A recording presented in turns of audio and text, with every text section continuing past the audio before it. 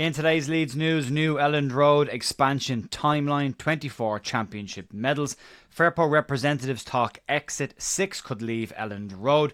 Solomon competition and update on Balerdi.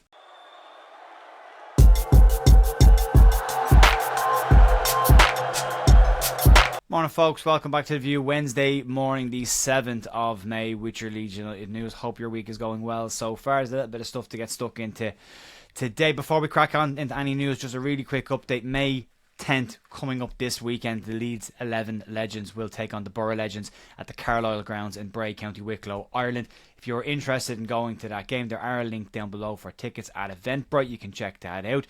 Doors open at 2:30 if you want to get into the ground. A little bit early to see the warm-ups, but also just to let people know that you can pay on the door if you don't have a ticket. So if you want to head over and pay at the gate, you can do so as well. And as I say, 2:30 before when the gates open, and then you can enter the stadium. But that game will be on Saturday. I'll be there myself. Look forward to seeing some people and enjoying the game. Also, just some bad news for Leeds United. Because Barcelona failed to reach the final of the Champions League last night, that means Leeds will not get the £10 million payout for Rafinha, at least this year. We have to wait and see what happens next year. But if he does win the Ballon d'Or, there's a £5 million bonus waiting for Leeds if he wins the Ballon d'Or. So still something to keep an eye on with Rafinha. But hell of a game last night. Let's move on. Let's talk about the Elland Road expansion timeline that came out yesterday. And Leeds City Council are set to assess documents tomorrow on the new look Elland Road. Leeds last night released new images and a timeline for the changes to Elland Road, showing a prospective completion date of the total project of 2030. The development of the West Stand is set to rise from an 8,000 seats to 17,750 seats, which could be completed by 2028. Preparation for that could start in September this year before the main project will kick in the summer, so May 2026, the end of next season. As for the North Stand, the hope for this is to have that fully completed late in 2030, and that will see the attendance of that stand rise from the current 5,000 seats to 15,300 seats across the board. And there will be a new fan zone as part of that, an increased concourse side that will be constructed outside of this stand. Parts of the northwest, southwest and northeast stands look set to be demolished as they will be rebuilt to fit in with the development. And Parag Marate has already confirmed that the plan is to build these new stands around the existing stands that are there, which is why the pitch can't be moved or anything like that, and that the bulk of the work would take place between the summer months and the international breaks to minimise the impact on supporters going to the games. The documents do show that there are some issues that have already been flagged with Leeds and with the council as well, and these include minimal seating comfort, concourse congestion, as well as supporting columns restricting view in certain areas of the park.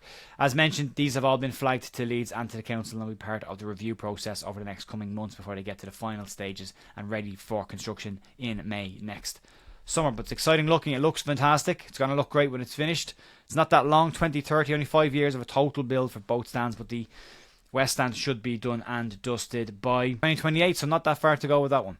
Let's move on. Let's talk about the medal ceremony or presentation to the players on the back of the championship win. And a piece in Leeds Live today looks at the promotion celebrations and the awarding of winners' medals to the Leeds United squad who picked up the trophy on Saturday. And not all of them will be picking up winners' medals, although most of these names will be expected. The EFL rules state that a total of 30 medals can be awarded to any side, and 25 of them can be awarded to players. Any additional ones outside the 25, or if you award less, can be given to additional staff members at the club. However, the EFL also has requirements around the amount of game time, and it states that you must have been named in at least 25% of the team sheets over the course of the league campaign, which is about 12 matches. Leeds finished the season with 24 players qualifying for these medals, which means one additional medal can be given to a staff member, and only 5 players from the squad who have been involved at some point over the course of the year will miss out on medals, and they are Joe Gelhardt, Sam Chambers, Harry Gray, Alex Cairns and Jorginho Rutter, who all played some football this year but not enough to qualify for a medal. Charlie Crew did make the list, so he gets to add one more medal to his celebrations this year after a really, really good year at Doncaster. And just to be clear on the type of medal, these are these small actual presentation medal that they get, not the commemorative medal that they're all wearing around their neck. They all get them, but the smaller medal is the one that's given to them afterwards in their little presentation box that they keep in their own little locker lockups. Let's move on. Let's talk about some potential exits, and this is where the clearing of the deck is probably needed to happen at Elland Road before we start seeing new arrivals as we head towards the June 1st transfer window opening date. But according to the Boot Room Football, they claim today that representatives of Junior Firpo have met with Everton and West Ham around a possible summer move to one of those clubs. Firpo is out of contract, and as of yet there is no indication whether Leeds United are willing to put a contract offer in front of him or try and keep the player on for next season. And the report says that it's not just Everton and West Ham, but also Crystal Palace in the UK have interest in him, but there is interest on the continent. AC Milan, Real Betis and Atletico Madrid are all mentioned as being clubs interested in the fullback, with Milan said to be the keenest of all of them, as they expect to lose Theo Hernandez this summer, and Junior Firpo is seen as a potential replacement for him. The report does finish by saying that West Ham are preparing documents to get a move done for Junior Firpo this summer, but Team Talk sources have also added to this, and they claim that he is going to Betis and that's pretty much done and dusted to Betis. So we'll see in the next couple of weeks who's right and who's wrong, but a lot of them suggesting that Junior Firpo could be on the way out, but this could also be just linking into the comments that were made during the celebrations parade as well, and them jumping on this for a story. But let's move on, look at some other potential exits, and 6 could exit Elland Road, and in a report today from Team Talk, they claim that Leeds could see at least 6 players exit the club this summer as the clearing of the deck begins before the rebuild of a Premier League level squad. The names mentioned in this list probably won't surprise many people, but the ones that will surprise you, Leeds will need to get some form of a fee in for to try and add that to the transfer kitty this summer and help with the PSR situation.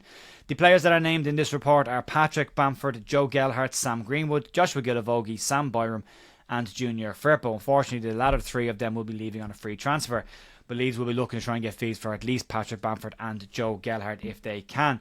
There are still question marks around the future of Max Verber and Elland Medier as well, with no real indication whether they will be staying on at Leeds or moving away. But on the players mentioned about leaving, Gelhardt and Bamford both are said to have interest from Wrexham, as well as Hull keen to take Gelhardt back next season after he had a really good loan spell there and he himself appeared to enjoy himself. But Leeds are said to want a substantial fee for Joe Gelhardt if he is to leave the club this summer. Max Verber has interest from Red Bull in Austria as well as Gladbach in Germany, and there is no indications just yet if there are any links or rumoured interest in Elland Medier just yet, although Lorient have just been promoted back to Ligue 1 and could be a potential location for him as well. But we'll get into all of this in the next coming weeks as we start to look at the squad as a whole and what will step on and which won't be capable of making that step up next season. Let's move on to a player that has been at Leeds all year and had a really good impact, and that's Manor Solomon. And in the celebrations of the title win over the weekend, Manor Solomon said that he loved Leeds United, but we would have to see about his future as he was contracted at Spurs for several years. Team Football claimed today that Marseille are working on a deal to sign Manor Solomon for next season. And the report states that Solomon is a key target of Roberto De Zerbi's side, as the French side add players for a potential Champions League run next season. The report states that concrete negotiations have taken place between Winger's representatives and Marseille, and Marseille coach Roberto De Zerbi is said to be a strong admirer of Solomon and his work rate over the course of this season with Leeds United. Solomon is contracted, as I say, to Spurs till 2028, and Leeds are said to be keen on making the loan move a permanent one this summer. He's had a cracking season for Leeds at Elland Road, and this really probably shouldn't be a surprise that other clubs are being linked with a move for him. But he's been very clear that he sees himself as a Premier League level player and wants to play in the Premier League, and that could be the one advantage that Leeds have over any other top league around the world, and be the main reason why Leeds can get a deal done for Solomon this summer. But at the moment, no indication of whether Leeds have actually spoken to Spurs about it. Older reports say that they have, but nothing recent and nothing concrete.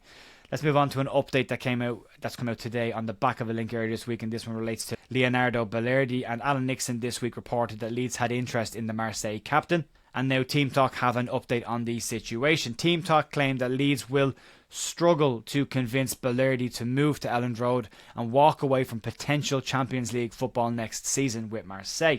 Balerdi is rumoured to be one of Leeds' key targets this summer, but a move for a player looking at Champions League football next season might be a bit trickier than Leeds would have hoped, and also the potential of walking into a relegation battle next season, which is unfortunately what we're tipped to be involved in as a newly promoted club to the Premier League. But we'll see how that one pans out.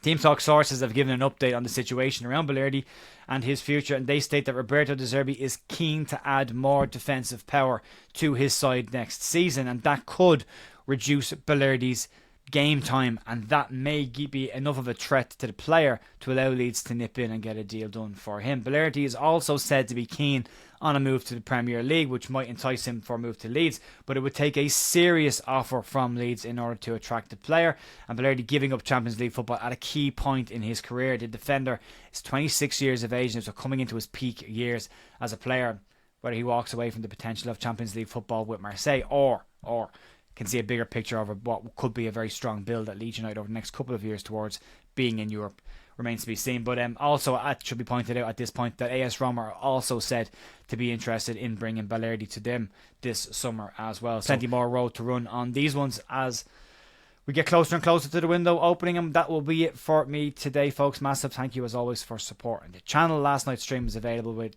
Paul and Stats talking about what's gone on over the last couple of days at Leeds. You can check that out if you want. It should be linked over on the left hand side here, and I will talk to you tomorrow morning for more Leeds news. Enjoy the rest of your day. Talk to you soon. See you. Bye.